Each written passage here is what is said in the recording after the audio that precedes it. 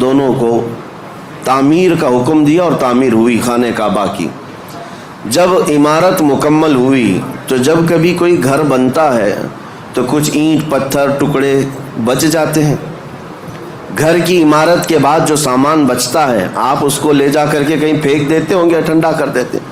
خانہ کعبہ کی تعمیر کے بعد جو مٹی، اینٹ، پتھر، گارے جو جس سے بھی بنا تھا وہ بچا تھا، تو ابراہیم علیہ السلام نے اس کے متعلق پوچھا رب ذوالجلال سے، مولا یہ جو تعمیر سے بچ گیا ہے اس کا کیا کیا جائے؟ اللہ کریم کا حکم ہوا، اے ابراہیم وہ جتنی مٹی بچی ہے یا گارا یا جو کچھ بھی بچا ہے اس کو اٹھاؤ، جمع کرو اور ہوا میں پھینک دو۔ خانہ کعبہ کی بنائی ہوئی اور بچی ہوئی مٹی، ابراہیم علیہ السلام اپنے ہاتھوں سے وہ ساری مٹی اور جو بچا ہوا سامان تھا جمع کیا اور ہوا میں اسے اٹھا کر پھینک دیا، وہ ہوا میں غائب ہو گئی، کہیں لے جا کر کے پھینکا نہیں۔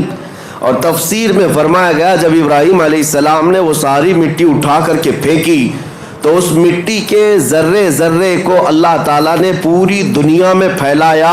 اس مٹی کا ذرہ زمین پر جہاں پڑا وہاں اللہ کی ایک مسجد تعمیر ہوئی۔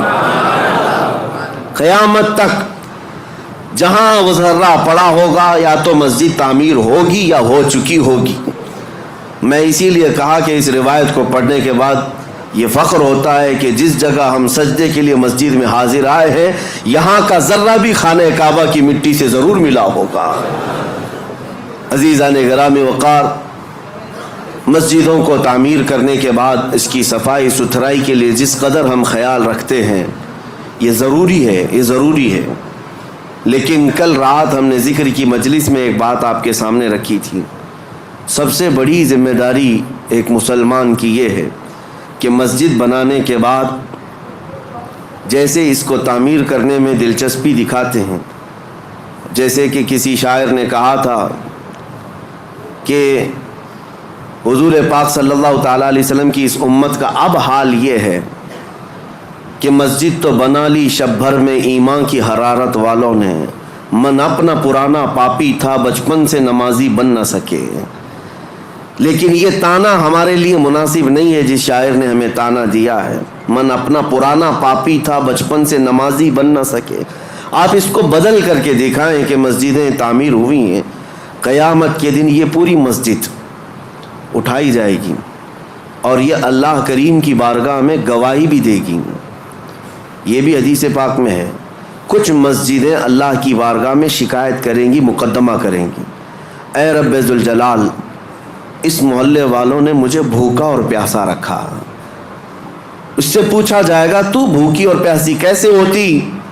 مسجد کہے گی کہ جب اذان ہوتی تو مجھے بھوک لگتی، اگر یہ میری صفوں کو بھر دیتے تو میرا پیٹ بھر جاتا، مگر انہوں نے مجھے خالی رکھا، بھوکا اور پیاسا رکھا۔